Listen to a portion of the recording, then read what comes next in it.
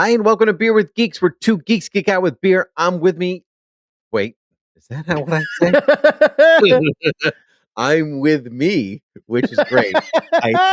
I podcast, therefore I am. Okay, so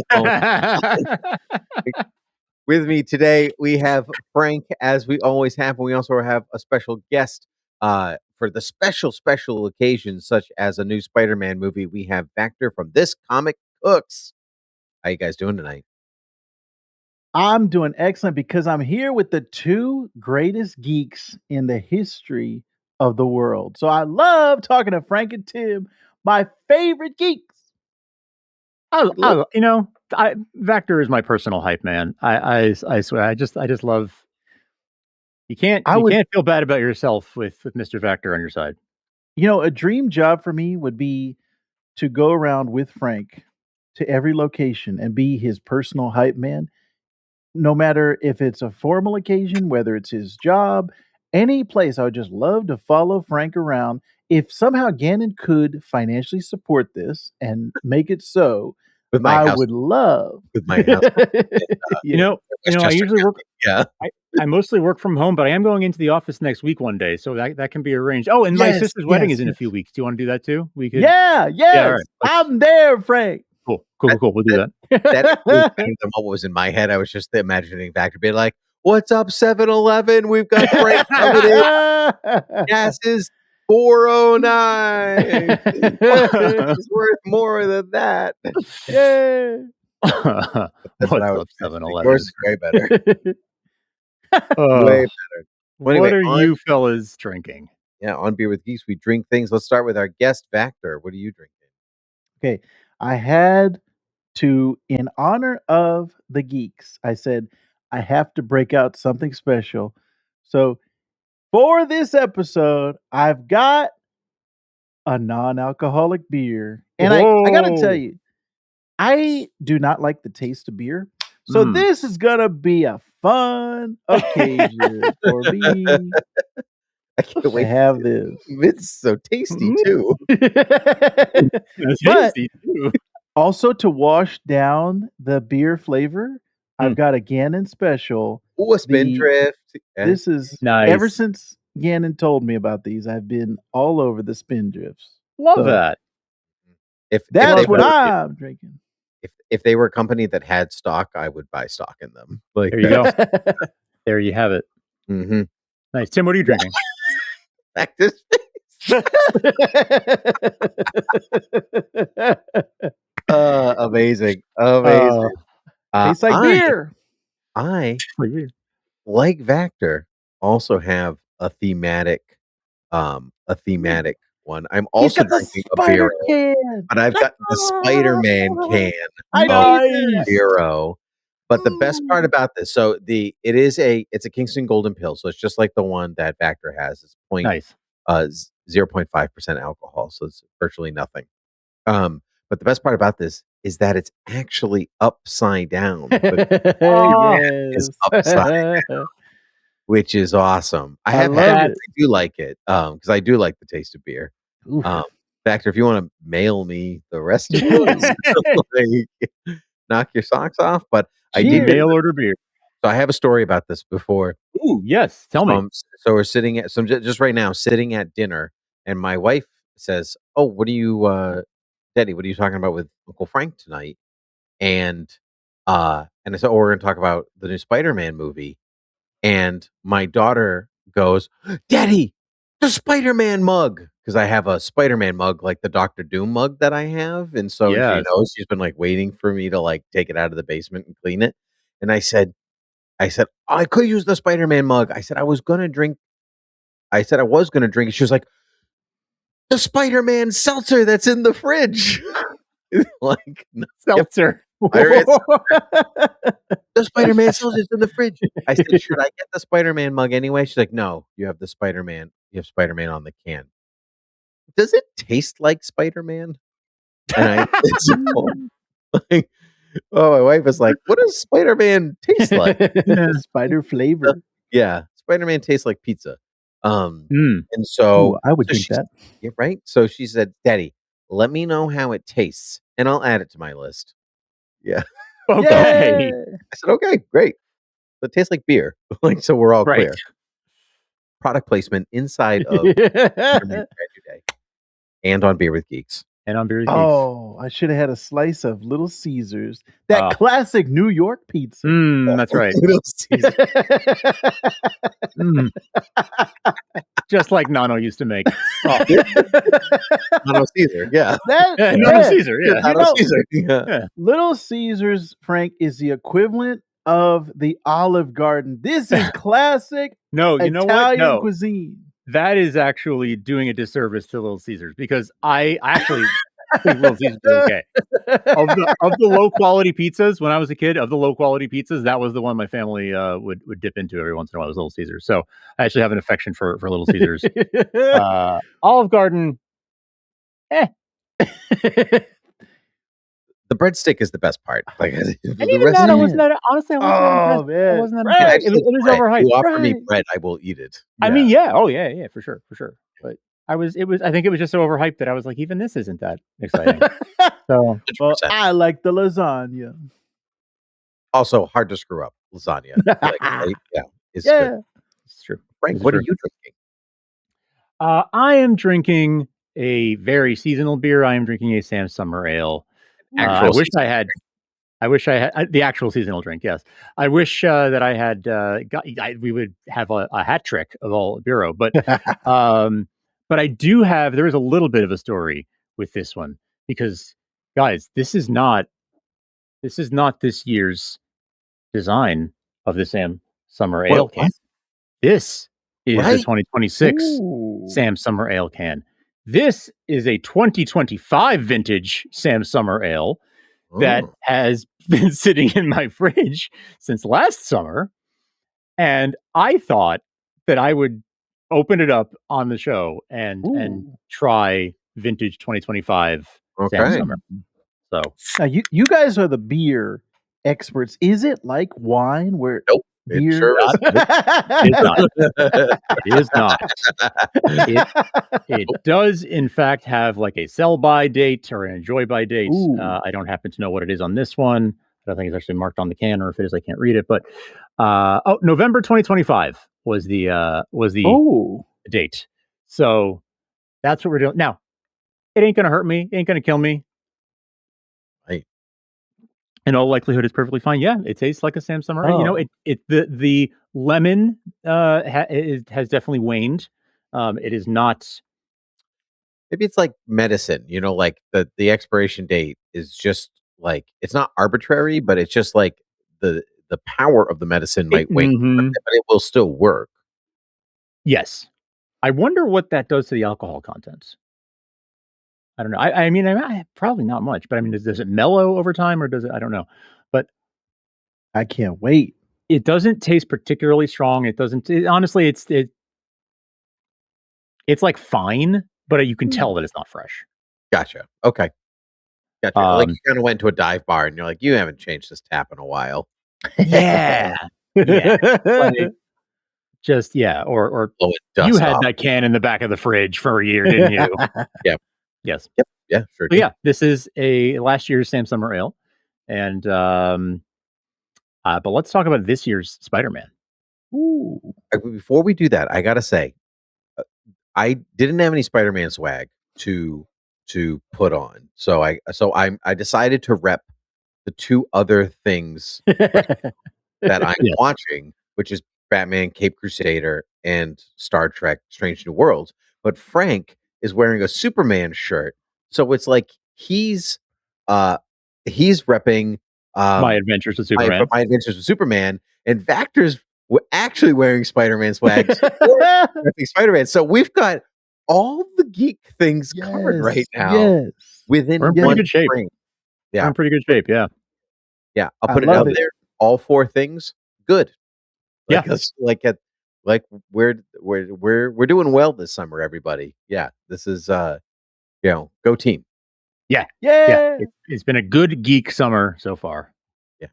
Now, so I have talked to Vactor about this movie quite a bit already off mic. Frank, I have not really spoken to you at all, so I'd love for you to start and tell me what you thought of Spider-Man: Brand New Day. I really, really liked it. I had a lot of fun at this movie. I thought it was so good. I thought it was so, the performances from all the actors, like they own those characters there. It was great to sort of visit them again. I really love, Ned has been one of my favorite characters. This whole, I almost said trilogy, but in this universe and in this quadrilogy, and he, he was there. He delivered. It was great.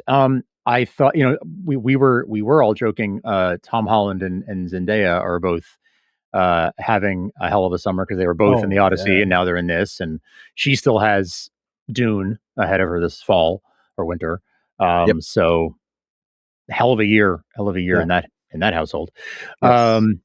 But I really, really enjoyed it. I thought it brought, it did a really good job of tying up all the storyline, the storyline they had left, sort of pending at the end of the last film, and potentially set us up for future films, which I'm all for. I liked seeing a world where Spider-Man is on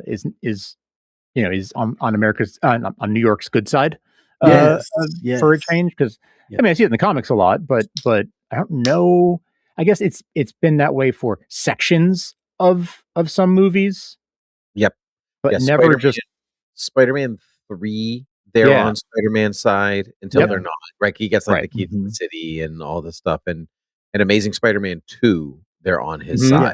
He's like high-fiving the firefighters and all that stuff, but mostly not so much. Except that one part in Spider-Man 1 too, where they're like, "This is New York. You mess with all of us." Yeah. He stinks, and I don't like him. There's also that guy, right? Yeah. So I think about that guy a lot. Yes, wonder if that guy is still out there and knows how much we still think about him 24 years later. I don't know. There are no small parts, as my wife and I like to say. And that he's guy, actually a stand-up comedian. Yeah. Oh, really? Yeah. You know what? Yeah, he is. He is, isn't he? Dang it, I forgot his name. Jim something. I think. Yeah. Yeah. But yeah, he is. You're right. That particular guy is. Yes. Yeah. Huh. Anyway, this podcast is not about that particular guy. So I mean, it might be now. Jim Norton. Jim Norton. That's it. Yeah. Yes. I did not know that. Man, Frank, that makes me so happy to hear you say that. I just couldn't be more pleased. Yeah, I think about that. Takes a sip of a drink he doesn't like. to level out the pleased feeling. Okay, I don't know what happened to my bell. I can't find the bell. Oh no, that's around here somewhere. It has to be around here somewhere, but I think my daughter came through here and tore my office apart. The bell. Oh, yeah. What do we do? I don't know. There've been a couple moments where I wanted to reach for the bell and I can't find it. I'm kind of disoriented with out of here. Oh no. Anyway. So anyway, you really liked it. I really liked it. Non-spoiler version, you really liked it. You loved Spider-Man being on New York, being on Spider-Man's side. Mm-hmm. Yeah, I like that too, especially because he doesn't have anybody, right? Mm-hmm. He basically has Captain DeWolf. Like that's it. Yep. That's all he's got. So, or I guess detective in this movie. She's not a captain. She was great. She was great. She was great. I love her from The Bear. Yes. Oh, that's where I know her from. There's a lot of. I saw a meme or somebody posted online like all the actors in this that are in the in the MCU that are in The Bear. Oh, nice. Side by side. It was funny. Yeah. It's all of them now. Yeah. Yeah, that's cool. Except for Jeremy Allen White isn't not.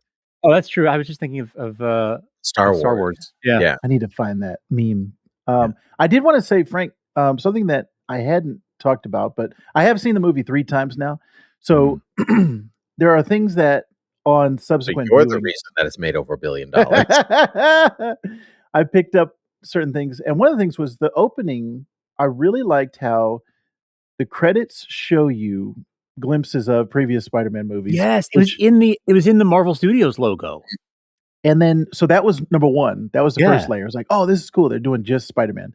Then on top of that, once they show the spell happening, every memory after that, he starts getting erased. So it lines up in the timeline of the Marvel logo.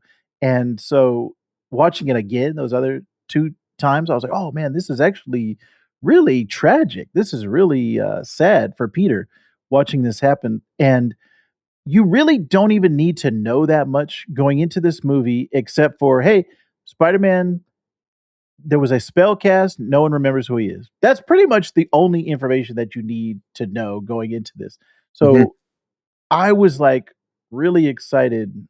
Number 1, this was my most anticipated movie of the year. Over Doomsday, this was my number 1 movie that I was looking forward to.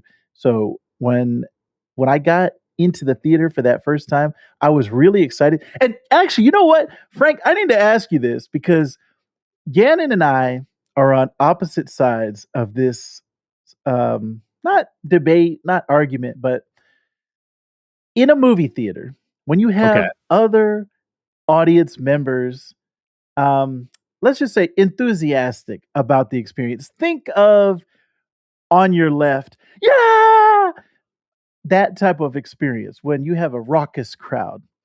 I love that. To me, it is the ultimate expression of I'm in a shared experience with all of these people. We are all loving this. And I used to get that a lot from midnight showings. Now the midnight showings are like 3 p.m., which I love because I don't like to stay up very late anymore. But I love that first opening crowd experience. Now, Tim Tangent does not enjoy that experience. He likes it to be everyone has a three-piece suit on. They are buttoned up. Everyone has no there is no talking in the entire the entire showtime. You could hear a pin drop. You could hear a Frank Bell in the entire movie theater. Tim Tangent does not enjoy that. He likes at the end, let's give a golf clap and say that we appreciate it. But don't like that.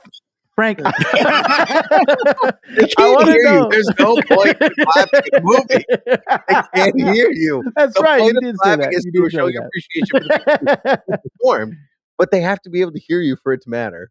Yeah. Like, I want to I do know, Frank, agree with that. what side do you fall on? I think there's a time and place for the crowd cheering on your left type of thing. And opening night, maybe even opening weekend crowd, I almost expect that from to a degree. Maybe that's because I grew up in New York. I don't know, but like I just kind of like you expect the big fans of the thing to be there, especially if it's a franchise film. You expect all the big fans to be there the first day or two, certainly the first weekend. And if you're going at I'm going to say like a prime time, like an 8 p.m. to midnight, sort of nighttime showing, the popular showings, right, on that opening weekend. Yes, I would expect to hear that. And I'm like, does it ruin my experience with the movie? In that instance, not really. Like sometimes it's exciting and I get into it, and sometimes I'm sort of like, all right, guys, I kind of want to hear the movie. Like I kind of want to hear the movie. So after that, outside of that, though, like it is annoying outside of that. But like, there's a time and place, and at the time and place, I'm like either enthusiastic about it or permissive of it. But applauding, I agree, makes no sense. Like cheering because we're all excited is one thing. Applauding a movie, I've The always felt ovation like at the end. there's no one here to receive that applause. We are applauding into the ether. What are we doing this for? Yeah. You know, the only time that makes sense is I've been to screenings where the director's in the theater. Exactly. And so that makes sense. that makes It's like, sense okay, we're 'cause they're showing there, appreciation. right. Exactly. Exactly. Well, Tim and I went to see Wrath of Khan once, and there was a was it George Takei did the Q&A after, Yeah. and everyone applauded at the end of Wrath of Khan for that, Yeah. and then George Takei came out, right, because that felt like that Yes, made he was sense. there, right. Yes. It's there. Yes. Yes. Someone who helped make that happen heard it. Yeah. Right. So yeah. I'm actually curious, what type of crowd did you each have when you saw Brand New Day? I'll go. I went to a 12:50 on a Thursday, and I, I'm on vacation. So my theater was basically full, like packed. I sat next to strangers that I didn't know. Guy on my left was On your also left. there on my left was also there by himself. Like I didn't go with anybody. And it was silent. Everybody was there, was zoned into the movie. Mhm. Nobody looked at their phone. Nobody whispered next to anybody. They just locked in and watched the movie. And it was a very, very enjoyable experience. Nice. Because you could feel that people were engaged in the film, right? Nobody was stirring or rustling or doing anything. Like you knew you were there with people. But I also saw it in ScreenX, which Yes. Oh, maybe nice. maybe Yes. helped. And so most of the film did utilize the side panels. Now, I've seen a Nice. few films in ScreenX. I saw Fantastic Four in ScreenX. Oh, I think, nice. actually. I saw the new Jurassic World in ScreenX. Maybe a couple other things, and this was far and above like a good use of the panel because like New York, the skyline spread out, Yes. above you. But you're still watching directly what's in front of you, so Mhm. you're never really watching the sides. But yeah, I had a great audience. It was exactly what I wanted. Yeah. Sweet. Yeah, Frank, what about you? I had a small, quiet audience. I went, and I didn't go particular. I went at 8:15 on Sunday, but it was pretty. I mean, it wasn't empty, but it wasn't full. And I went to like sort of I like to go to a smaller theater. There's like a Regal here, but then there's also a smaller one that's a little bit further away. And I do like to go there sometimes because it's easier to get tickets and easier to get good seats. Um, but it was quieter there. I bet if I went to the Regal, it would have been packed. But I kind of like that it was quieter. I saw the Odyssey there, and I saw Spider-Man there, and they were both like reasonably full, but not packed theaters. On the opening weekend in both cases, on Sunday night in both cases, and just sort of like a quiet but like engaged enough crowd. Yeah, it was fine. It was perfect. Like it was exactly what I would have wanted. Yeah. What about you, Vactor? I had well, my first one was a press screening, so it was only, and actually this one was the type where there were not audience members. It was only press. It was only like 2 rows. But even amongst the press, there were moments that I was surprised that they were like enthusiastic, especially like when Sadie Sink's character is revealed. People are like, ah! So I was like, oh man, these guys are engaged. This is not just the stuffy critics. Like these guys are superhero fans because you would not know that to react to that unless you're a superhero fan. So that one was good. My second one was in ScreenX. This is my first time ever seeing a movie in ScreenX because we just recently got it over here. So that was good. I was like Tangent by myself and sitting there. It was every theater was every seat was sold out. That one there was a person dressed up as Spider-Man in the theater. I was in a row by myself and they were pretty active. And then the third time I was active and I was screaming, "Go Spidey!" and everybody was like, "Yeah!" So I was kicking off I was the guy that Tangent hates. If he was there, he would have been giving me a stink eye and he would have been upset. But yeah, by my it third was time, I great. wouldn't have cared. If I was on my third viewing, I wouldn't have cared if somebody shouted the first time. I need to hear that. But you would be upset that he wasn't wearing a 3-piece suit. Yes. Yes, Right. that's right. You gotta dress up for the Sorry, that's We still need to have decorum. right. We still need to be Spidey bow decorous. tie. We're Yes. still a civilized society. Yes. The one time in a Spider-Man movie I ever forgave anybody for cheering or doing anything out loud is when I saw the first Spider-Man movie. I've said this on the podcast before, Ooh. but when I saw the very first Spider-Man movie with Tobey Maguire, there was a kid sitting in front of me, 7 years old, right? And Spider-Man's getting beat up by the Green Goblin at the end of the film, and the kid stands up and shouts, "Do something, Spider-Man!" Yeah. That's the best. Like Yeah. that, Oh, for 'cause sure. that kid, it was so engaged, it was real to him, Yes. Yep. and that's awesome. So I guess Yep. in some ways, if people carry that feeling throughout into their adulthood, that is pretty exciting in some way that a piece of art can latch onto you and you enjoy it that much.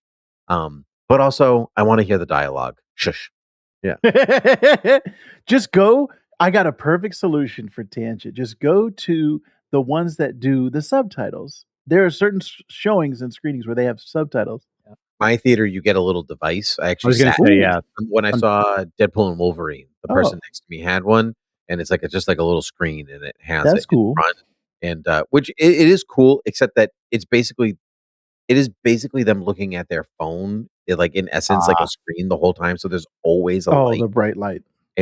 But you get over it because, like, Yeah. hey man, you need this, Yeah. So enjoy the movie, Yes. but still. Vactor, you saw it 3 times. I assume you liked it as a non-spoiler review. I hated it. I am seeing it again. I'm going in IMAX. I'm going to see it for a 4th time. This movie was amazing. No Way Home is still my favorite Spider-Man movie. And the reason is that is the event Spider-Man movie. Like, that is the Avengers of Spider-Man. So it's like, I don't know if they will ever be able to replicate that feeling I had when Andrew Garfield first comes through the portal and seeing Tobey Maguire for the first time, seeing all of these things. It was funny. There was a girl next to me that was hyperventilating when Andrew Garfield came on the screen. Like, she could not breathe. And I was like, dang, she's into this. But that movie, how was it your was wife? like that would have been amazing. My wife was probably making fun of that other one that was in the theater, but that is so difficult to, like, you have to put yourself back into that time and place before that. Because there's like, before you see No Way Home and after you see No Way Home, you're not gonna have that experience again. So it's gonna be hard to replicate something new, novel. We haven't seen it before. That 30-year buildup, or whatever it was between Toby's first and No Way Home, 20 something years. You're not gonna have that buildup again. So it's gonna be so difficult for them to top that. But if we look past, like, even if you just, like, separate No Way Home and put it off on its own, like, this would be my favorite Spider-Man movie, because I feel like this is, even though I still have a little bit of gripes with it, as far as, is it a genuine representation of the character of Spider-Man? There's still a few things that they haven't, like, I can't say this is the perfect, like, they hit every note for me as a Spider-Man. Like, I'm a very hard person to please when it comes to Spider-Man. Like, there are so many things that I feel like we have to be Spider-Man. Him quipping all the time. Which it was cool when the Scorpion montage, when he pulls out the piano and he says, "Oh, we need to end this on a high note." Like, things like that. I love when Tobey Maguire is in the bank vault with Dr. Octopus Here's and your he throws the, change. yeah, I love that. I wish there was more. That, to me, growing up as a kid, was always essential Spider-Man. His intelligence is always essential Spider-Man. I feel like a lot of these movies, they just don't play up his intelligence enough. Having organic web shooters in this just takes away another thing that it's like, oh, I want more. I have said this to you, and I will say it here. So while we're on it, I agree with you. So the organic web shooters, I felt that about Toby. Felt that about Tobey Maguire when I was a kid, all the way through. It detracts from Peter's intelligence that he has.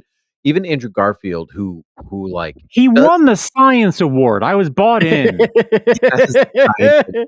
That is a show don't tell if I've ever heard.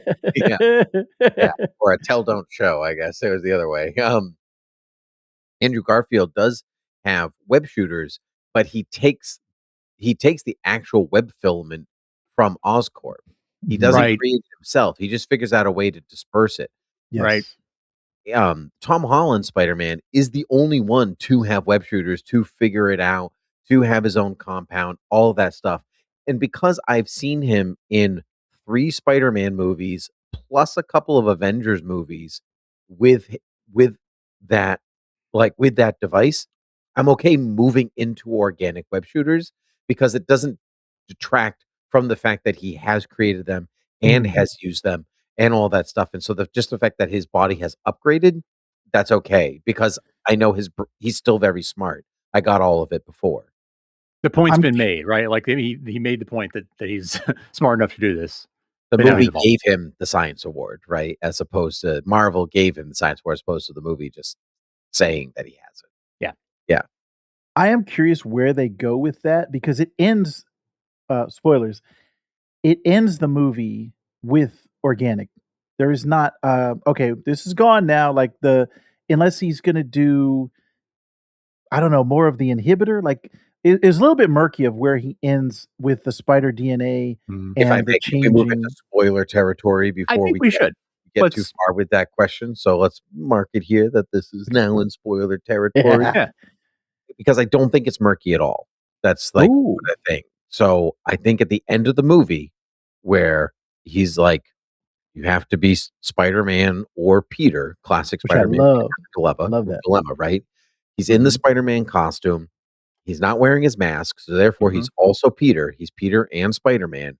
Thematically, he says, "I'm both." I'm both. Just because if you didn't catch the thematic connection, if you don't want to work for it, that's a line.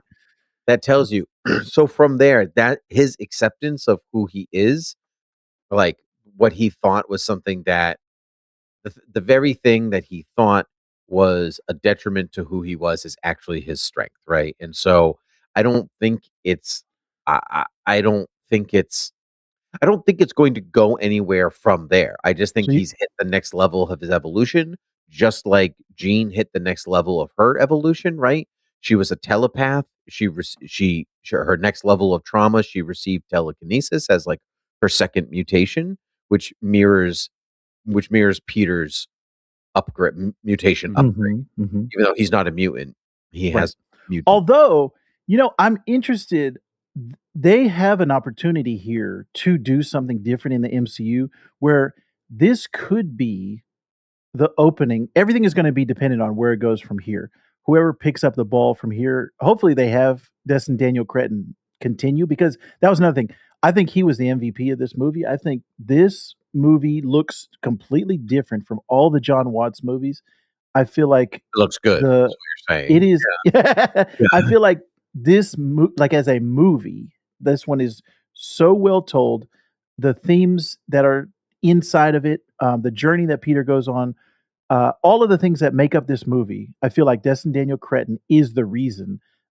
So I hope he continues. But there is some chance where they could make Spider-Man a mutant. They could say this is a gateway to the mutant saga. Spider-Man needs help. That inhibitor chip that he creates could 100% play a role in mutant whatever hysteria. And so they could, even though in the comics Spider-Man is a mutate, they could say, "Oh, he's a mutant," because they haven't even said the word mutant in any of these. It's always like, "Oh, there's a mutation." Not true. No, they said it in Miss Marvel. I thought they said mutation. Pretty sure they call her a mutant in Miss Marvel. I think Is that the one where they play the X-Men notes in the background? Yeah, I think so. I think we'll have to use our one lookup. I think they say mutation because the word mutant, I feel like they've tried to shy away from. There was a time where legally they couldn't say mutant, like it was like Fox had that tied up. Now they can, but they don't. Like in this movie, they don't. Like there's never, oh, gene. They could have gone a whole, we found this X gene and we found this mutation in her.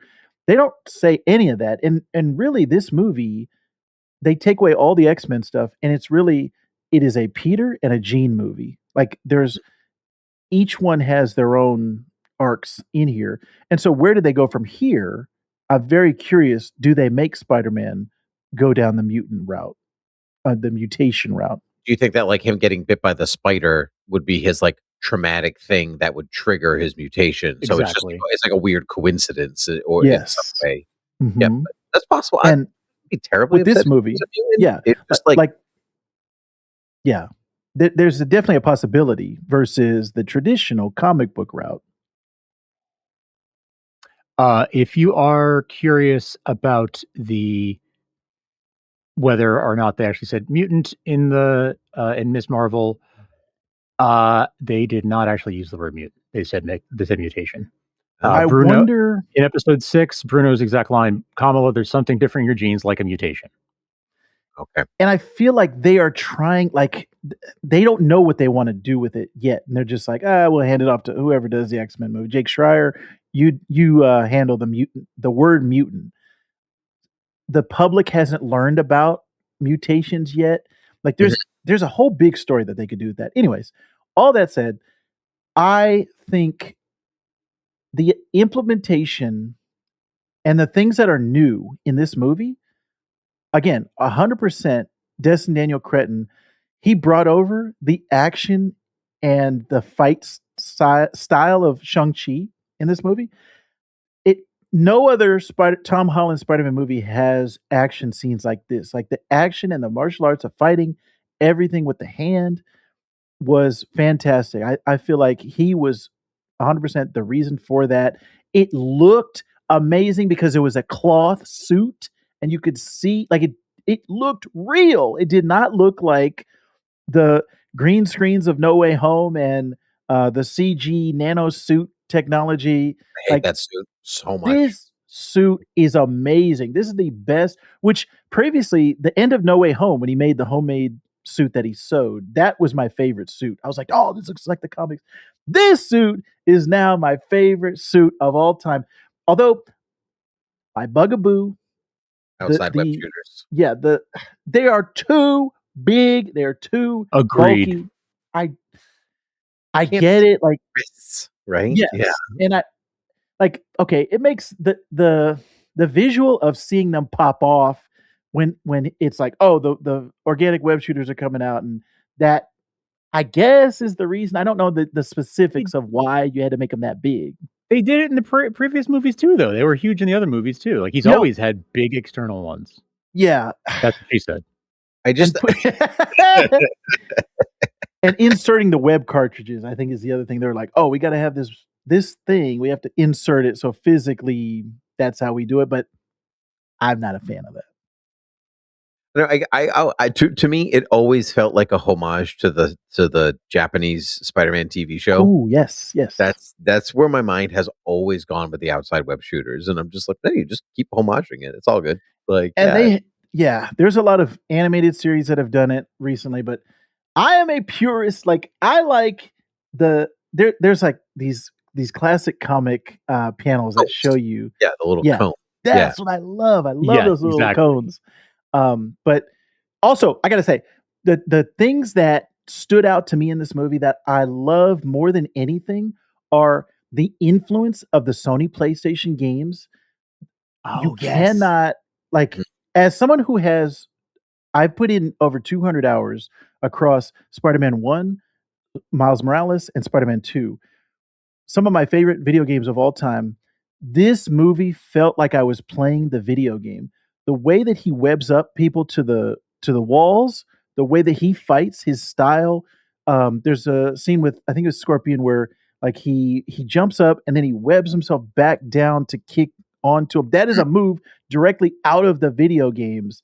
And I saw Destin Daniel Cretton said he doesn't play the games, but he's like, oh yeah, I know all the stunt people do. So everyone who was working on this has played the games and has the influence of it. But I was even surprised because my wife, she turned to me at least 10 times during the movie and said, that's the video game. And she doesn't play the games. Like, she only watches me play the games.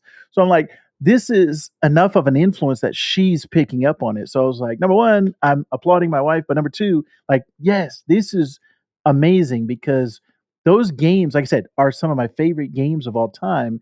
And the fight styles and the web swinging in this movie, the best web swing. I think they took the Andrew Garfield, like the POV, the first person from a lot of the Andrew Garfield, some of the fun of the Tobey Maguire swinging, and they combined it. Like, they took homage to everything. And the web slinging in this movie is so good. Like, this is what I love. Like, I think in our minds, sometimes we remember things differently. And I was rewatching the Tobey Maguire movies a couple days ago, and I was like, the web swing is not as good as I remember it to be. I was like, this is what in my mind I remembered the Tobey Maguire looking like, but this is just the next, like, it's 20 years later of CG. So it's like, it looks fantastic. So Destin Daniel Cretton, again, those are the major elements of this movie that I love that he incorporated. And on top of that, I also have to say the work-life balance, the mental health, the struggles that Peter has. Number one, our classic Spider-Man, with a little nitpick, a little bugaboo. I have to ask, because I asked Gannon this, because as soon as we saw it, I didn't want to spoil anyone else, so I just had a direct line to Gannon, and I said, "Do you think, or no, what do you think he does for a living? How does he afford all of this technology? How does he afford all of these flowers? He's getting millions of flowers every day. How does he afford all this food? These Little Caesars pizzas are stacking up. How does he afford all this stuff? His web fluid, Frank, tell me you have an answer. How does he afford it all? And the rent in New York City. How does he afford the rent? OnlyFans? I don't know. That's a good answer. I said, well, the apartment, it's like, he's like, doesn't nobody wants it? He's like, not unless you want asbestos and lead. Like, yes. Right? So it was very Mr. Dickovich's apartment, Absolutely. Yeah, you were like waiting for it to be like, Peter, you want some cookies? Right? Somebody, that girl, like that blonde girl who's like, oh, we're neighbors. Like, I was just kind of like waiting. No, thank you, Mr. Stanleyovich. Yes. Yeah. Somebody was asking on the elevator, did we think that was the Ursula from this universe? Like the girl that was asking him, oh, is that my juicy? Like they were thinking that was the same girl, but I think that's just, they both had blonde hair. That was the only That's strange. Yeah. Morbidly, I think it's May's life insurance. That's it. Like it makes the most sense because like people don't necessarily like that's plausible. It doesn't like wipe Peter away from the earth. It erases the memory of people who knew him. MetLife doesn't know him. Like he is just a number in the computer where they send the check because that's where her life insurance policy goes. That is my explanation. I wonder if it would. I mean, you could. Yeah, it's whatever the writers want to write. Like you could do anything, but in my mind, I'm like, does it extend to written words? Like the name Peter Parker was on this form. Would that be erased because someone knew it at some point? Like would the actual words on the page be erased? Is it like the Back to the Future photo where like the words get erased from the paper, but then they come back and then they get erased? Yeah. I thought that he had to know them. That was like when he so if he met new people, like obviously he meets new people. He's with Detective DeWolf and he talks about, like and all this stuff and they're pretty familiar with each other. That's a new person, right? Mhm. And so he can introduce himself as Peter, as we saw, right? And so he obviously he has a landlord, so he has to meet him, know him. He's got to sign paperwork with his name on it to have that apartment in the first place. So I'm pretty sure it's just the memory of him. But if you like flipped open the yearbook to high school, he'd be in there. They just wouldn't remember him. They go, "No, I didn't know him." Right? Yeah. You could, I mean, like I said, they could, if they wanted to, they could show us a scene in the next movie and it's like the yearbook has his picture erased or it's blank or something and nobody I think they will never show you that because they don't care enough. Yeah. Like that's like they're not gonna go that deep, but that's it's not fun. the detail they care about. Yes, Yeah. It's fun to think about. Dang, I was gonna but it's weird because why does he hide the name anytime he meets someone like Bruce? Like he introduces himself as Ned Leeds. Why would he want to hide the Peter Parker? Like it doesn't mean anything to anybody. So why hide when you introduce yourself? I wonder. I don't know. They didn't go into that, but I don't know if maybe you would think it would like do something weird with the trigger spell, something, or it would trigger something that he's unfamiliar with, or because he's asking really weird questions that he's like Like, I know who to go to, but I don't want it getting back to me, and I don't need the Avengers coming down on me for this or anything like that. It could be that. Yeah. And like you said, the very first thing that you said, when he introduces himself to MJ, it's Maynard. And so maybe he doesn't want to trigger something in the spell because it doesn't make sense why he wouldn't just say his name My is Peter. thinking was he was concerned that saying Peter might remind them of him in some way, because that was part of the thing, right? And I haven't watched that movie since I saw it in theaters, No Way Home, but that was part of the reason why, wasn't it? Because he had to. They couldn't remember that he existed at all. He couldn't just erase the memory of him being Spider-Man. They had to not remember Peter. Right. Yeah. Because the spell got changed. Yeah. Right. And this whole movie is basically him not being Peter, right? Right. He's only Spider-Man. And so he has to re-accept that he is Peter Parker in order to then feel comfortable to introduce himself as Peter Parker, right? Otherwise, he's just Spider-Man. So I think it's more thematic than anything. Like he needs it in himself. Like the spell made other people forget, but because other people forgot, he also forgot who Peter Parker was. You know what? It would have been great as a topper on that is like showing in the last scene him introducing himself as Peter. Because now he has the confidence. Now he can say, "Oh, I'm Peter." I think this movie does such a great job of picking up the baton from where John Watts. To go back for that, but he does introduce himself. Oh no, never mind. MJ reads the note that says Peter Parker, so he doesn't. Yes, I'm out of it. Please continue. I feel like this movie does such a great job of taking the baton from John Watts from where he left off. Like Frank said from the beginning, this picks up right where that left off, and then goes through the real world time gap between when No Way Home came out and when this came out, which I was surprised they did that. And they go through all 4 years of college for Ned and MJ. But I felt like this is what, like, a lot of people complained about the Star Wars movies where they were handing them off, the sequel trilogy, handing them off to different directors, and the next director kind of erased what the last director did, and it was like, oh, Luke, yeah, we're going to change all this. So I feel like this is like the good example of that, where you're taking the one person's the end of their story and then leading on to the next one. It was like it felt like a perfect natural bridge. You know what it felt like? It felt like a good transition when one writing an art team on a comic book you really like.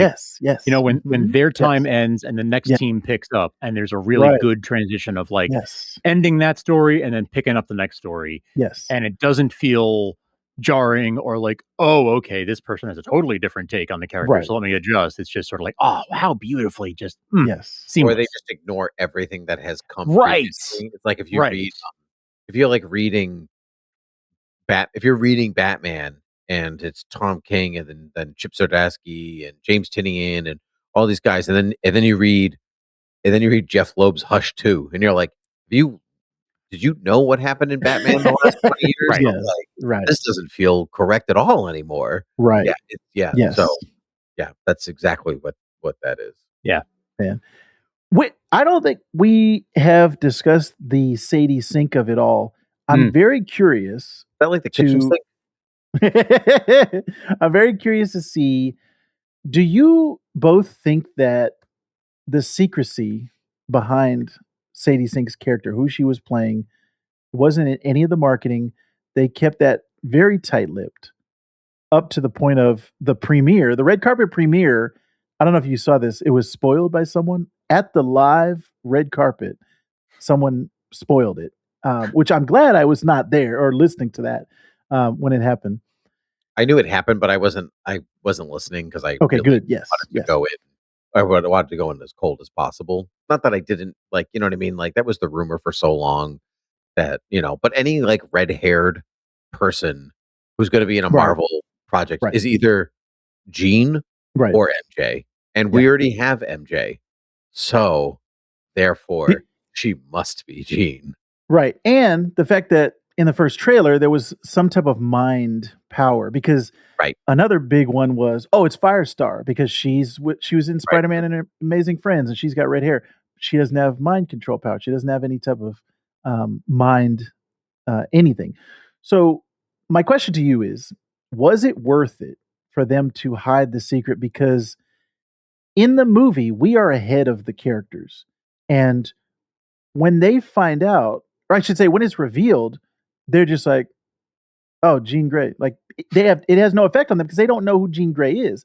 Us as the audience, we're all reacting to it, but only a small segment of the audience is reacting to yes. it. You know, like if a lot of people are like, I watch Spider-Man with my wife, they'd be like, her name is Jean Grey. There'd be no reaction from the other side. She'd be like, yeah, okay, that's Jane kind of Smith, boring. like, right. Yeah, like whatever. they know.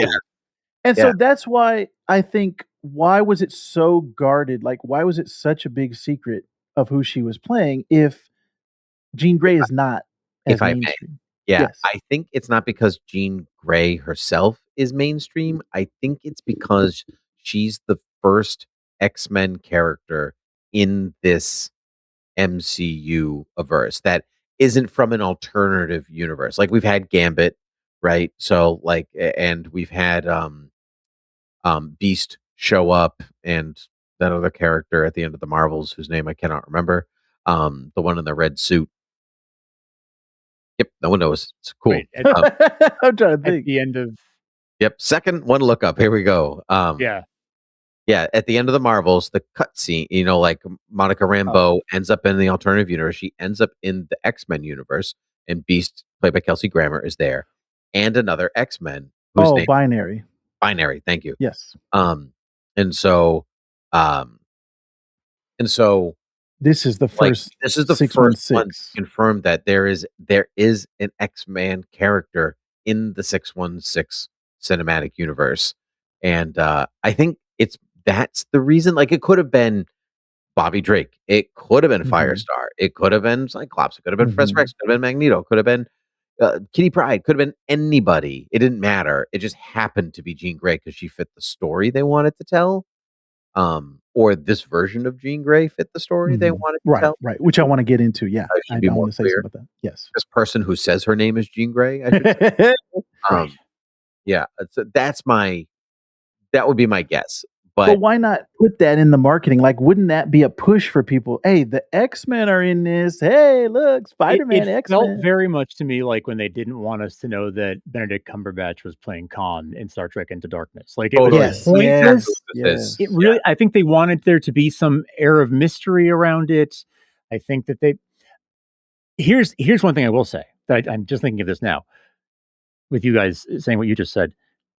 It's possible that there's some element of something in Doomsday that they're worried this might spoil, or that this gets close, gets too close to. And they did. Now, we all saw the trailer for Doomsday that has the X-Men in it. Like, I don't know, I can't think of what that might be, right? But maybe there's something in Doomsday that will make sense to us now. Like, oh, I guess maybe that's why. But even so, like, whatever, even if that is true, let's just say for a second, none of us know what that is, and it doesn't make a difference. And like you both just said, it's a subsection of a subsection of people who even know what that name means. So I don't really personally see the point in it. I can see how a committee of people can talk themselves into this idea that, oh, well, she's such a big character, we better keep this, and it'll be a huge reveal, and everyone, their minds will be blown. And then it ends up being 6 months of. I was seeing stuff that was just like, I didn't realize it was rumor at a certain point. I thought it was confirmed because of how people were talking about it. It was just so obvious. Sadie Sink as Jean Grey.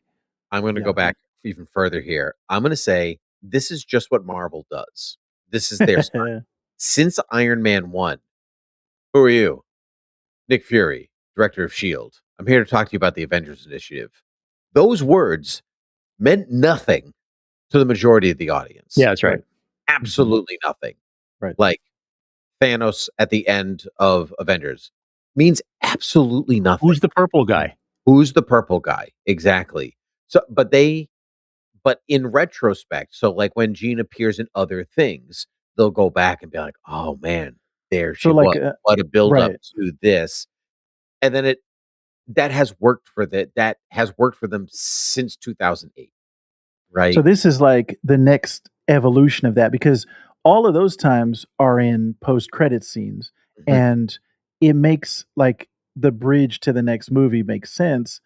This one being in the movie, maybe this is, like, just an expansion of that same concept you're talking about, the same core principle of we're gonna introduce a character in another movie and then give them their own movie, and then that's what's gonna like, people are gonna be more aware of them. The It's only almost thing I could Oh, go I ahead. was gonna say, it's almost like a combination of Thanos getting introduced in Avengers at the end, but then also having 2 minutes of saying nothing in Guardians of the Galaxy, Oh, right. Mhm. Mm, right? Now he's in the movie serving no purpose, right. or very little purpose. And then it's, "I'll gotta do it myself," or whatever. Right. And so I think this is now you have an emotional connection with her as opposed to it just being an impending doom because Jean isn't impending doom or isn't supposed to be, Mhm. right? And so it needs to be different. Otherwise, people are going to flag her as a villain and only a villain. And truthfully, after this movie, I wouldn't blame them for that, even if that's the read that they have. Yes.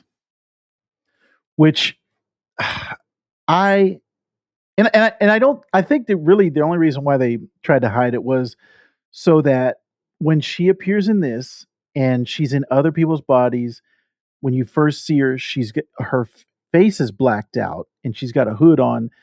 It's keeping in this mystery of who is the villain, who's the bad guy in this movie, and or who's the antagonist.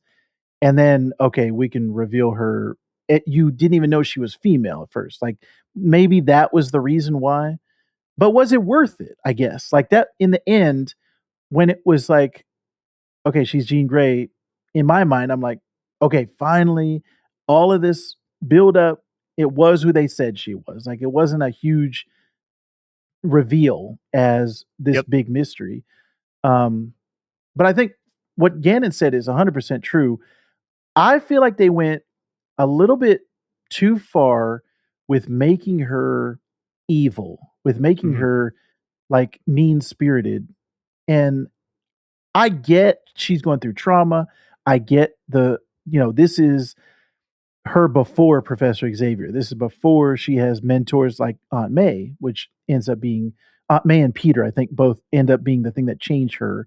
But I feel like they could have done that story without having her be in a guy's body and then jump out and he gets hit by a car. Without freezing time and a guy was on a bicycle, looked like he just got paralyzed, like he fell off the bike and hit his head. It looked like, he broke his neck.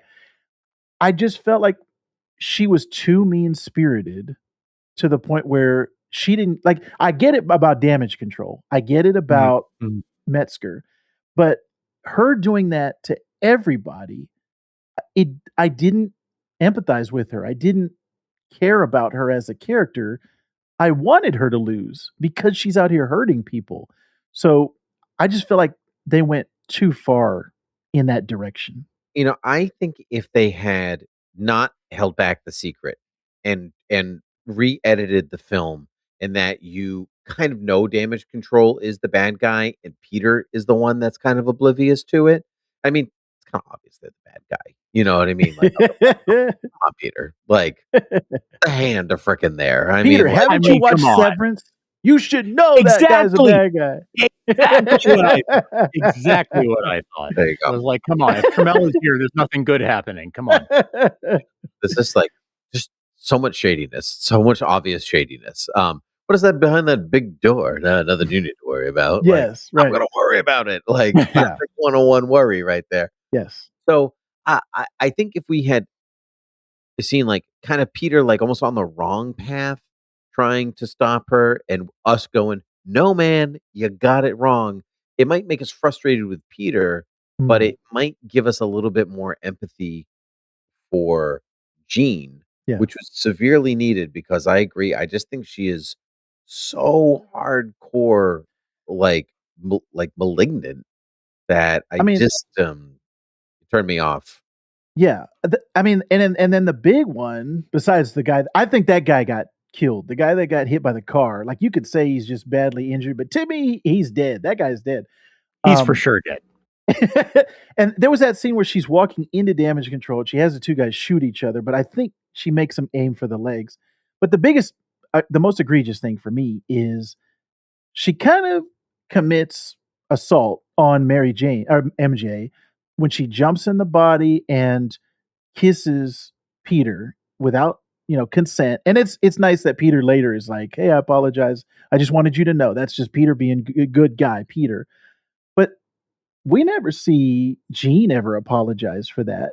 And to me, it's like that was really messed up. Now it was a good moment in the theater when they do the reveal Mhm. of, yeah, Peter kissed her. Like that moment is great because when I watched it the second and third times, people were like cheering.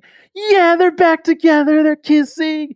And I was like, yeah, you guys don't know what you're in for. I started laughing It's both funny that you say sides. because like, I've only seen the movie once, but when that scene happened, be like, before the reveal, I was like, "This is really quick and Mm, oddly scripted."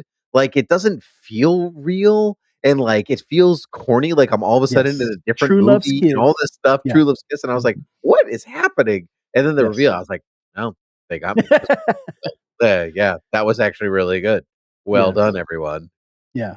But that's just it's those type of things that if they even had a scene of Jean apologizing or, her trying to make amends, maybe we'll see that in the next movie. I don't know because Sadie Sink is definitely coming back. And I thought she was fantastic. Like her performance in this movie is one of the standouts to me, I along think with she's Yeah, I think she's a good actress. I just don't like the direction they took for the character, but I did say yes. to you, I have not said to Frank, I said, if the introduction of the X-Men in this universe is about not just taking mutants and, like, bringing them to school, but the X-Men specifically are about mutants who have, purposely hurt people, and being an X-Men is about atonement.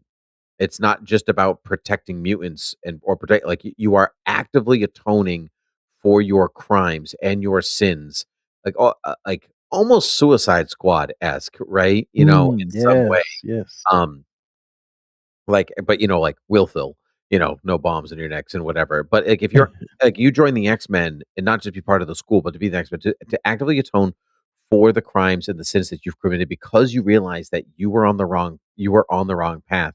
And now there are other ones that people are getting afraid of people with powers, particularly mutants. And now your job is to actively reverse that.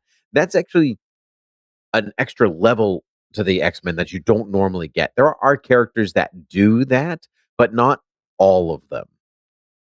It would be an interesting twist. And even if it's not all of them, if Jean is one of them, it would give her more of a personality than she has in the comics. Mhm. Like I just, she we've talked about it, like she's pretty much for early run in the 60s, she's like the girl, you know. Right.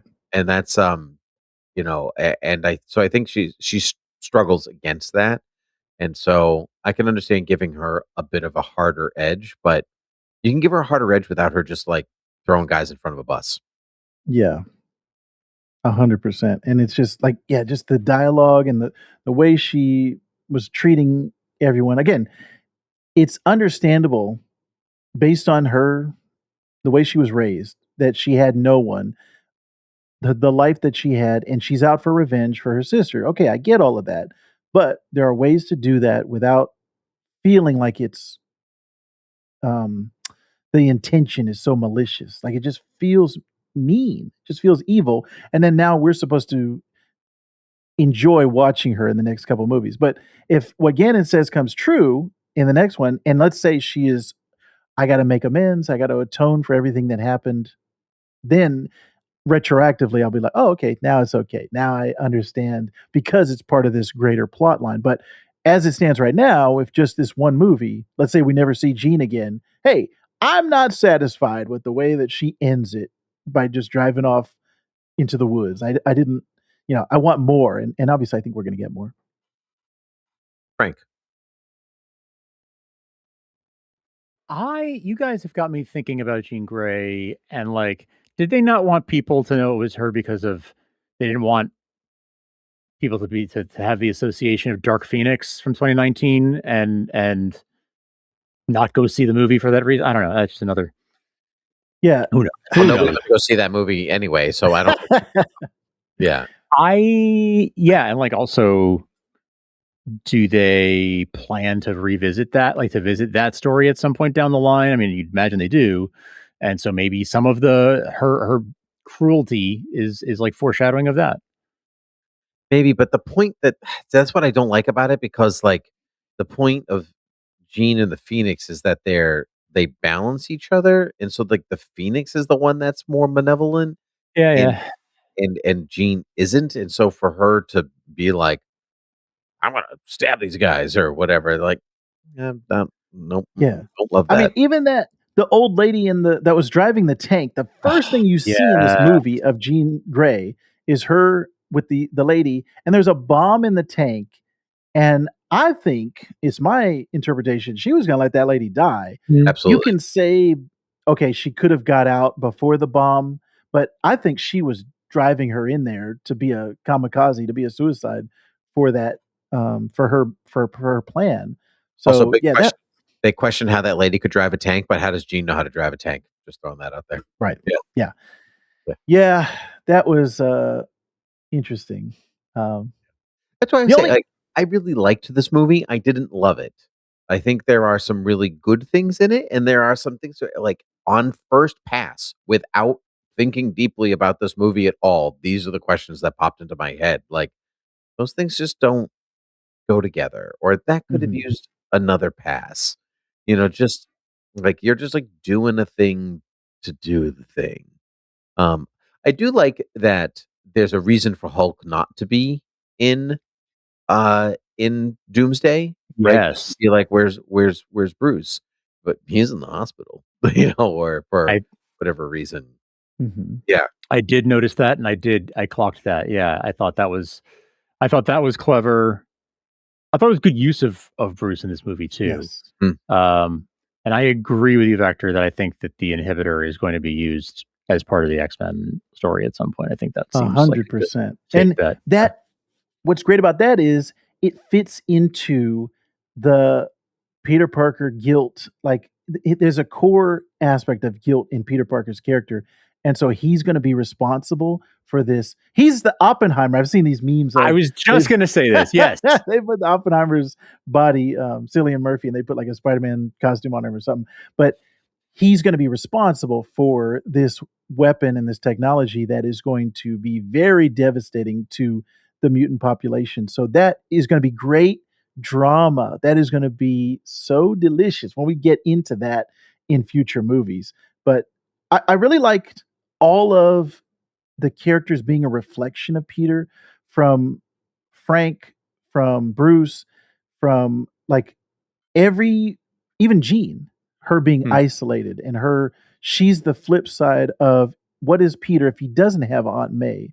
What if he doesn't have those influences? Almost like the Superman without the Kents. What what do they grow into? How do they, you know, what is their worldview if they don't have that guiding force? And Frank being that, okay, if you are all work, like there is no one around you, which that was a great thing that Destin Daniel Cretton at the premiere, he said, when I was making this movie, the first thing I was thinking about was the web of connection between everyone in Peter's life. What happens if you snip that away when everyone forgets him? He doesn't have his friends. He doesn't have his family. May's gone. No, the Avengers are not there. He's just Peter by himself, and there's no one else. And that resonated with me because my web in my personal life is everything to me. If I lose someone in my life, if I lose any connection, I would be a completely different person. So Peter struggling with that, and what is it like to be Spider-Man 24/7 and really not have a life as Peter? Like when he takes the suit off, it's to make more webs, to improve his suit, to, track down whatever. There isn't a social life for Peter. It's 24/7 Spider-Man. And so where does that work-life balance come in?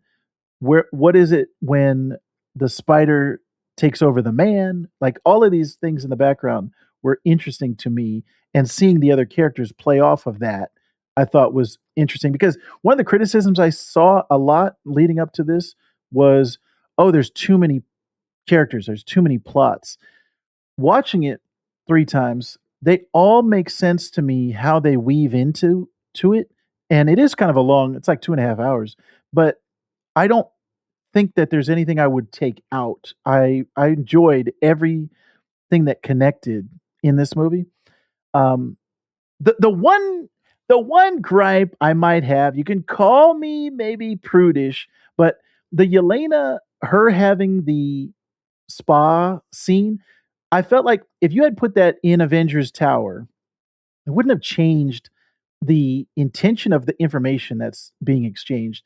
The only reason to have them in the spa is for the joke. Like, it's the joke of, oh, he's he's like, she could see his belly button, and oh, here's his toes, and like, it's awkward because she's not wearing any clothes.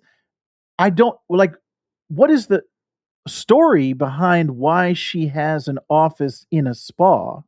I have something. Tell I have us. something. So, apart from the joke, which I think is maybe the number one, Yeah. I think the hot tub spa pool thing, I think is I think it's about Peter's identity because she even said when he has to strip down, he literally has to empty himself. He had to get what he needs. He has to be vulnerable.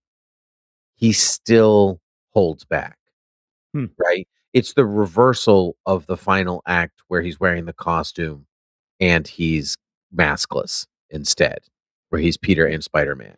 So even though he's like Peter, basically, like from the collarbone down, he can't help he cannot be vulnerable with somebody yet. And I think that's actually what it's about. It's not Mm. really about Yelena is the kind of person who would find that amusing, right? And so, which is why it's there. Like when you see her again, she's like clothed and whatever, and you're like, oh, that really is your office. Like, it's just like, oh, she's just kind of weird, But she's had a tough upbringing. You know what I mean? Look Like, who her dad was too. yeah, let her just have some fun, But Yes. so honestly, I took it more like from like the thematic point of view that like Peter just can't help but like he cannot extend trust fully out, even when she's Yes. offering him that opportunity to be completely vulnerable. Like, he can't do it. It's not going to happen. Mm. Because she's not the right person to be vulnerable with.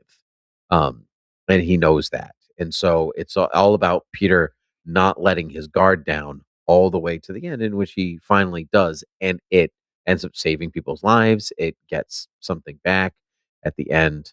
Um, yeah, Yeah, and that's that's yeah, and that makes sense also because if you think about later in the Punisher scene when he asked him like, "Can't even take it off to drink some coffee?" And he's like, "No, Frank, the mask never comes off." So, yeah, maybe those 2 scenes strengthen each other because, like, Mhm. you could probably lose the Yelena scene and just have the Frank one, but maybe because you have both of them, it's just a stronger Right. thematic element of him not Because not to turn that into a third, the only time he does take the mask off with somebody is with MJ when there's a curtain between them instead, right? He could be doing all of that work with the mask off, but that's when he chooses to take the mask off. When it's still doing he Spider-Man things. wants to. Yeah, he wants to Right. reveal it, but then as soon as she turns around, "Oh, no, I gotta hide it." Yeah. Yeah. Okay. I Yeah, think I think that's interesting. yeah, I think it's not just, to get Florence Pugh in a tub, like is something I think there is a lot more to it. And truthfully, she has enough star power. If they were like, "You wanna be naked in a tub?" and she said no, they wouldn't do it, because she's Florence Pugh. She's not nobody. And so I Mhm. feel like she's also the type of person to be like, "That sounds fun." Like, "This Mm. sounds fun for me as much as for anybody else." So Right. that's kind of where that's kind of where I that's kind of where I was Yeah, with all which of it. is like the next step over Mystique, Rebecca Romaine, where she's like naked in blue paint, and it's like, why is she naked? Why doesn't she have clothes on? That never. I mean, that was a different Makes sense. time, also. Yeah, this still doesn't make sense though. She can, she She gets to wear clothes in Doomsday. yes, Yeah. she does. Yep, that was her first question. I saw the interview. They were like, "You come back," and she's like, "So what's the makeup process like?" Yes, I saw that. Yeah. 'Cause I would not like to do 16 hours of makeup, please. Um, so Very fair. Yes. yeah, absolutely. I want to talk. We're at an hour, and we're like coming into the runtime of a Disney movie now. So I want to talk about Ned remembering at the end, because that's more like true love's kiss than Yes. anything else, right? At the end, like she makes fun of the true love's kiss, but like that bond is so deep. What do you think about the handshake jogging his memory? Personally, I loved it. I don't know if it would have worked if Peter just did it without him and Ned and Spider-Man having this time like building Legos and exchanging quotes and whatever, which I thought was just like the heart of the movie. I just loved it so Yes. much. That I scene figured. and him nearly vomiting over his organic webbing are two of my favorite scenes of the movie. He's like, Peter 2 has like, yeah, Yes. so good. But hey, what'd you guys think? Frank. I felt the same. I was a big fan of it. I really was. I thought it was very, very well done, and I liked it a lot. But Vactor, I actually really do want to hear what you have to say about it. So I feel like that scene is ambiguous, and I like that you both have that Ned remembers Yeah. take on it, because watching it the first time, yeah, that is how I felt. As I watched it the next couple times, I said, you know what? I could actually see that being he is um the surprise in his eyes, the way that Ned is playing it. It could be your both of your takes is very valid. It could be that he has some type of magic, because we saw in No Way Home he could use his sling ring, and Mhm. also when they do their handshake in No Way Home, if you look, there's a quick spark that happens at the end, and I don't know why John Watts put that in there, but maybe this is Destin Daniel Cretton picking that up and saying, "Oh, there's magic right there," and so that could have broke the spell, or Hmm. that could have had something to do with there's some magical connection to it. So you could read it that way. Another way that I'm looking at it again is he is putting together because MJ said to him earlier, Peter, his name is Peter. So when he says it at the end, the last line, he goes, Peter. He had heard Spider-Man's name was Peter. So maybe he's just putting together, oh, this is that guy, and I know who Spider-Man is now. I Right. think it's I think it's sort of that. I think him spending time with Peter as Spider-Man jogs the memory of their friendship, because that's how they Mm. used to just be. He just Yeah. happens to be wearing a Spider-Man suit. So then him then hearing the name, which jogs the memory of the name Peter, and Mhm. then the handshake. So I think it's like a trifold. Like he Mm. needed all of them for it to work. He Yeah. couldn't just go up to him and do the handshake or say, "My name is Peter." He needed all of those pieces together for it to come together. Yeah, I think that's right. I think it was It'll a be multi-stage thing. Yeah, it'll be interesting to see, because again, this is one of those things that they could write it either way. What did they decide that is gonna lead into in the next movie?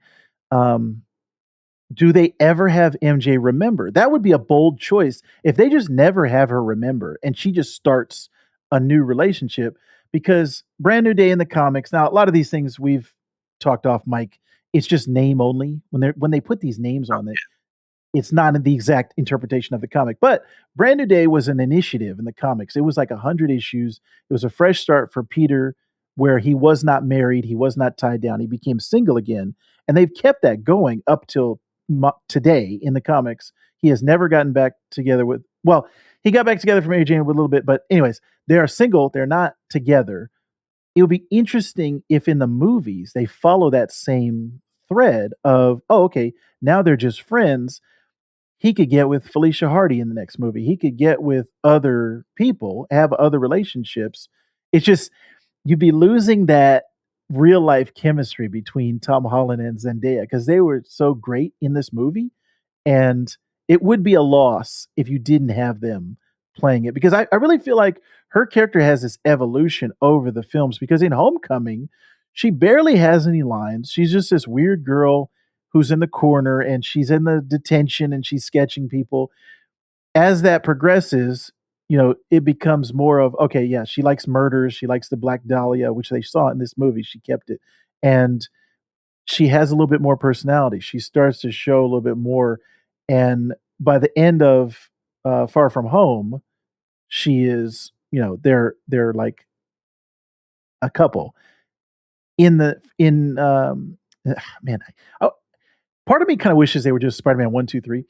I know, right? Yeah, the No Way titles Home are very yeah.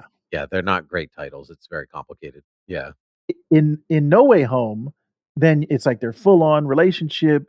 You want them to be together. It's that like, wow, we love seeing these two together. They have such chemistry. And then in this movie, they teased it. Like I said, the audience loved it. They fell for it hook, line, and sinker when they kissed. And to take that away from us was great dramatic irony. That was just really good. So it'll be interesting to see where they go in the next one. Would they only have Ned remember and not MJ?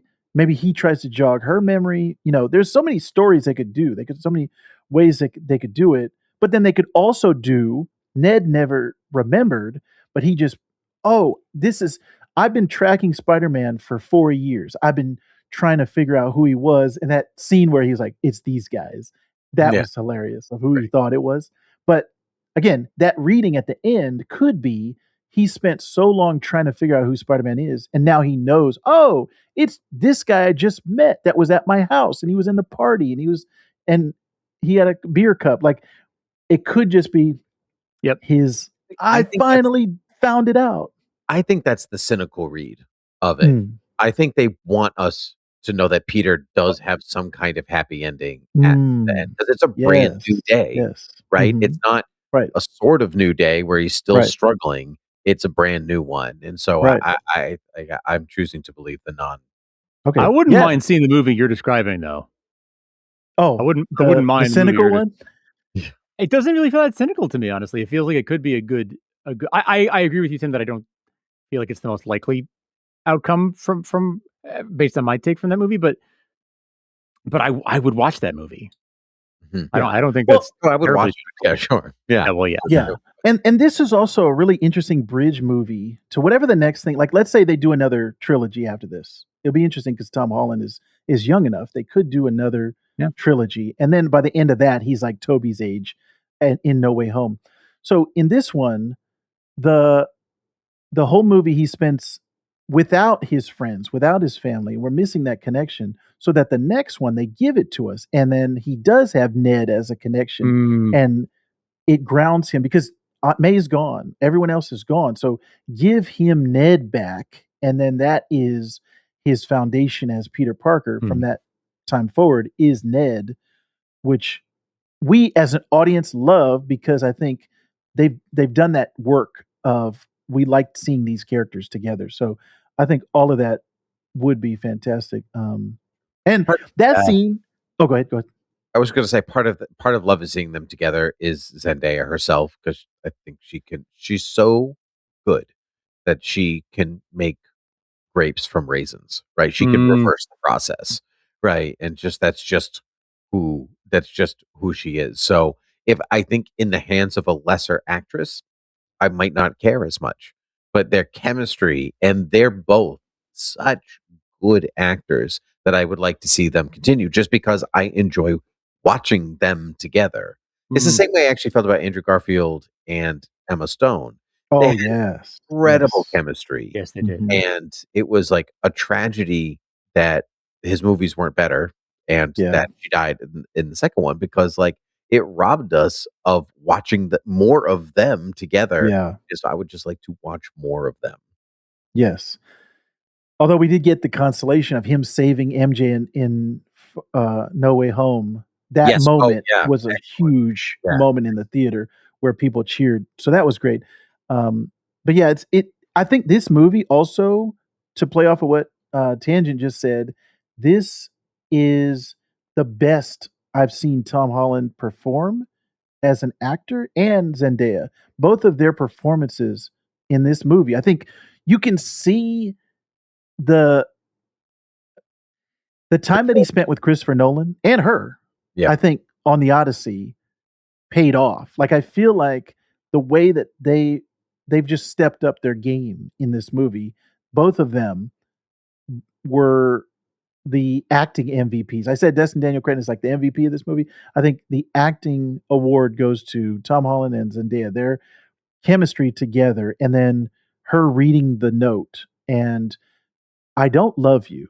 I don't know you. Like, that scene was like, this is acting 101 right here. Like, I love that. Yeah, and truthfully, in a way, you don't get in many MCU movies, which is what I really appreciated. That you just like that kind of like there are scenes like that in some places, but that's not really the place for them in most of the Mhm. movies. This movie was very character driven for Peter. It really was interested in spending time with him as a person before it moved on to him fighting the Scorpion again, which was awesome every time because I love Yes. Scorpion. I thought that was just awesome. Well, I wish they had more of Michael Mando like that. I was building him up in my mind, Tombstone the same way. Like, oh, these villains are gonna be in it, and then they're in it for Yeah, like, yep. yeah, the hand is, yeah, there's another one. But also playing off of that, what you just said, this is like the best Peter movie, but it's also in the same movie, he probably is more time as Spider-Man than any other movie, I So feel much like. Spider-Man. That's so Yeah, true. I Yeah. loved like, I was thinking, like, I always think, like, as a kid, would I have enjoyed this? Because, like, you watch, it takes, like, an hour for Superman to become Superman Yes, in the first Superman yes, movie or whatever, and yes. you're like, "Okay, when you gotta put on the costume, let's go." Batman Begins, same way, like, Yeah. Yeah. this movie, I was like, "Man, he's Spider-Man all the time." All the time. I Yes, would have yes. loved this as a kid. Wouldn't have understood half of what I was watching, but Right. I would have loved how much he was Spider-Man. Mhm. Yes. I gotta ask you something real quick before we, I don't wanna take up too much time. The the parts of this movie where Spider-Man is showing his intelligence, to me, and I don't know if you guys had the same feeling, they felt a little bit, stunted, and I'll Mm. tell you the reason why, and this might just be the time that we're in 2026. Everything felt like he was just talking to ChatGPT. "Hey, Ha. do this, do that," like, doing the actual do the calculations, the 30 meters, like, do all Mm. that. That it's fun, but it's still like you're letting the computer do the work instead of you doing the work. Like that, I want to see him doing the calculations. I wanna see him doing the science stuff. But I mean, like, that's how somebody does calculations today, like, is Well, using that's what I'm computers, saying. That using that might just be the product of today, Yeah. which is so But crazy now versus Homecoming. Think about when Homecoming came out, technology versus now. True. Like, But even back then, like, we had Tony talking to Jarvis like that, well, like and that's yeah, and and that's now also and now Peter has that kind of access to that kind of tech, so I just kind of saw right, it like that. and that makes sense. I've had that in the back of my mind also as a bugaboo where I'm like, Yeah. "Ugh, I want him to be less reliant on Tony's techno." I mean, that's this the line in Homecoming, like, if you aren't anything without the suit, then, you don't deserve the suit.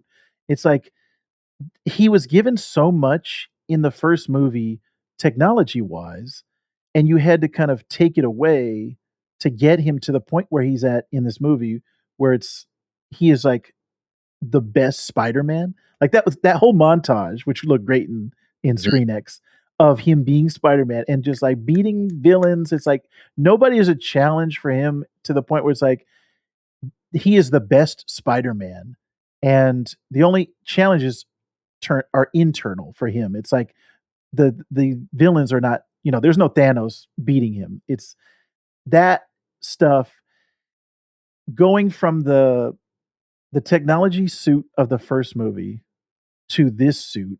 And then the even in this suit, I'm like, man, why does he have so much technology in his heads-up display? But honestly, it might though, just I be mean, today. in a world where you can like drop into Best Buy and buy yourself a pair of Meta glasses for $200, like what he has is not that huge of an upgrade. Yeah. He basically has Waze in his goggles. Right. Like, so I'm as far as like the tech upgradeness of him, I've made my bed. This is the Spider-Man of the MCU. He just has a lot of Yes. tech. Yes. But we Mhm. also have a lot of tech that we just don't really think about the same way anymore. And the MCU has always been technologically advanced in a way that we haven't. Like Tony has had Jarvis since Right. 2008, and Right. like AI is not even close to what Jarvis is yet. Yeah. And so and Peter's been around all that stuff long enough to like, have make his own, with The EV. only Right, and that makes sense, but it's like the only pushback I have on that is you still see Tony's intelligence. It still shows throughout the MCU, you know that he's a genius, billionaire, Because playboy, he tells you. philanthropist. Yeah. Yeah. Yeah. Peter, you just never get that. Like, Because he if I doesn't tell told you. you He's right. humble. Yeah. I wish they would show it though. Like, there's a panel in, a comic that came out in 2020, and I did a short on it on my channel, where the Hulk is the only person who remembers after Doctor Strange makes everyone forget. The Hulk is the only one who remembers. Bruce forgets, but the Hulk still remembers. Which there's a moment in this movie where he says it's Peter, and the Hulk looks like he recognizes him, and he Yes, lets I go. caught that. I love that moment. They don't really go into it, but it feels like Hulk remembered. But then if you think about the MCU, when did the Hulk ever really have a moment with Peter? It was like they were on the Avengers. Maybe that's how he knew the identity, and maybe I would Hulk say knew that. what Bruce Yeah. knew.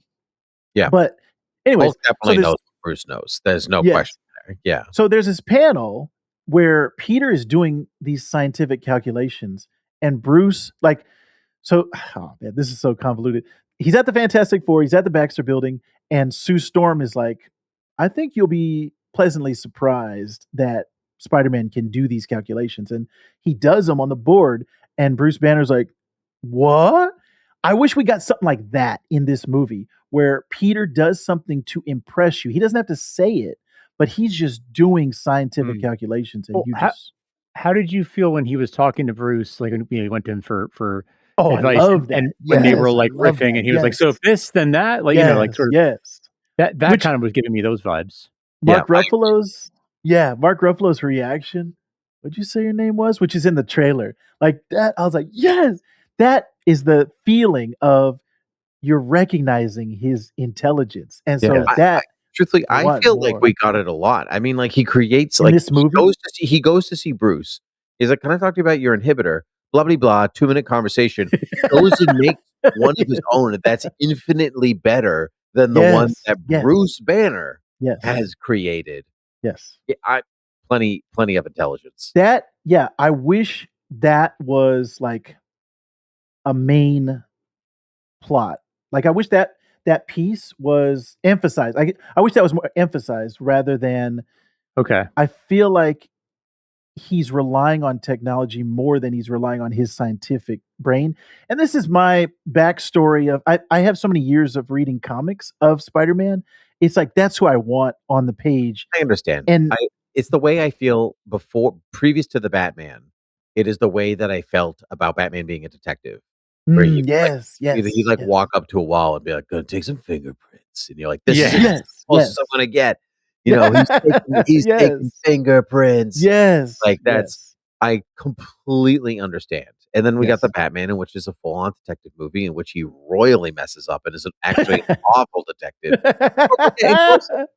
Yeah, we're getting There's closer. actually a really good spider detective moment in this when he puts together that Mesker is the bad guy, and it comes right after that scene, which I loved of him doing the Lord of the Rings, going back and forth that scene because that I was like, I feel seen. This is me in my text messages of showing memes to people from movies, like acting out scenes from movies.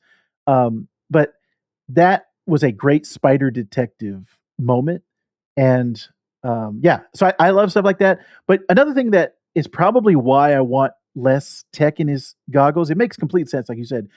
It's more of the tech of today. But in the comics, in the current Amazing Spider-Man comic, you don't see him using that type of technology. So I guess that's what I was like, Yeah, that's what's true to me is the that version. I completely agree with you, but I after so many movies with Spider-Man being them in the MCU, I'm just this This is the version. Yeah. so Yeah. I have gripes with every single Spider-Man for every none of them are perfect. They get a lot of them Yes. get very close, but it's all good. It's never going to be the comics. Well, It's never, and because the comics, there's so don't many say comics, that. it's never going to be the comics because you have your favorite bits in the comics. But like, I got a Spider-Man back there. You can barely see him, but you can see the red and blue. That costume that he's in is his high tech suit from the not Straczynski run, the Dan Slott run. Yes. So like I love that suit and I love that run. So he does have a lot of tech. So like whatever, man. Like there are just because it's not your favorite, like so you're never gonna get one that pleases everybody. Right. And I don't want to come across as like that was a reason why I didn't like this Oh no, movie. we know you liked it. Don't worry. Oh yeah. It's this is the best. I feel like this is the closest iteration of a live action Spider-Man to the comics that we've gotten so far, but it's still not there yet. Never So gonna it's never gonna be. don't you put that evil on me, Ricky Bobby. One day we Yeah. will get a completely accurate. I feel like each one of these directors, as they come in, they just put more and more of like, let's be more like the comics. So I feel like one day we're gonna combine the Andrew Garfield. Oh no, my one weakness, tiny knives. One day we're gonna get the perfect amount of quips, the perfect amount of intelligence, like the perfect amount of Parker luck. He cannot keep a job. Like we're gonna balance all of those in one movie one day. I agree. Well, I I have want one that for question. you. I want I that. want that for you. Give it to me. Give it to me. I have one question for each of you. You have a one sentence answer, and then Frank's going to tell the people where they can find us as his Vactor. Um, which Spider-Man villain would you like to see in the next Spider-Man movie? Ooh. I will go first to give you time to think because I already have one. Mine is Hobgoblin Oh because yeah, Green yes. Goblin came from Yes. another universe and I think every spider needs a goblin nemesis. And because Norman was like come and go, I think Tom Holland Spider-Man needs a goblin, and it should be the Hobgoblin. Doesn't have to Mm. be Ned Leeds. I It was can be gonna Jason say, McIntyre. yes. I'm totally fine with that. I actually don't need Ned to be a bad guy. However, I think it should be Hobgoblin. Mm. Hmm. Dang. I kind of want to say Black Cat. Yeah. I Yes. think I think it would be cool if they did another female villain right after this one, and I thought that added actually. I thought that added a very it added a new dimension, and um, having that change. So yeah, I would like to see that. I would like to see that. I don't know what do you think, Vector? I would love to see another female. If we're doing female, I would do Silver Sable, but that movie's been canceled. But Yeah. um, if there was, it's like this has to be a good version because we could have very bad versions of all of his villains. But if there was a good Jackal, you could do Oh, okay. Mhm. a clone That's a good one. saga. You could do a whole bunch of stuff with clones. And so the Jackal could be one if you do them right and you do like there's so many hey man, there's so many storylines that you could incorporate. But yeah, the Jackal and I'm gonna do a combo. So the Jackal No, I and said one. I said one. well, every movie has 900 villains in them. So if they let's just say we only see the Jackal for one scene, like Tombstone in this one, and then the main villain of the movie is Moreland. You could do a spider like the spider spider universe multiverse stuff, but do it like because I know they're trying to end the multiverse saga, but there's so many things with incorporating the Spider Verse into it. Bring Miles in. Bring all of these other Spider characters in. Moreland is one of the most like ferocious villains that Spider-Man has ever fought, and this one I thought they were going to do the other storyline from the comics, and Moreland is the villain in the other to the point where he removes an eye from Peter Parker. He kills him, and then he comes back in a cocoon in a brand new body. But I've always been like afraid of Moreland in the comics. I'm like, this guy is a huge threat that it's going to take a lot of people to bring him down. So Moreland's inevitability, like it's almost like Thanos. It's like how I do you said one stop him? sentence, Vactor. Oh, well, this is all a run-on sentence. So Moreland and the Jackal. All right. Nice. All right. Vactor, where can people find you if they want to listen to you some more? If you are so inclined, I talk about comic books on my YouTube and TikTok channel called This Comic Cooks. I'm trying to spotlight obscure characters and give their storylines and the essential version of who these characters are.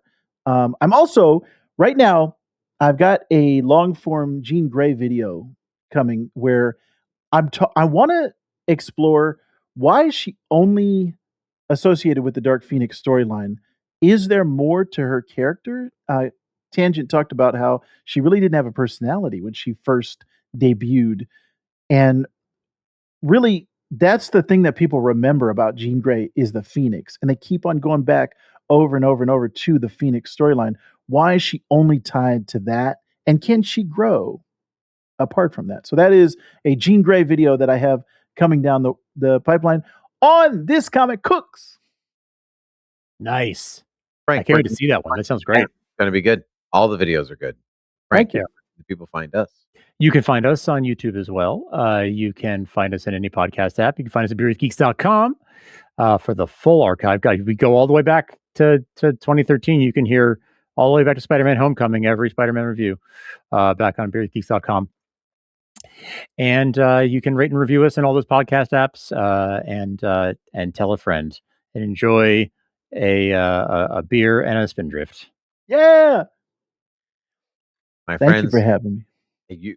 Thank you for being here. Pleasure as Couldn't always. without you. Absolutely. So until next time, my friends, cheers. Cheers.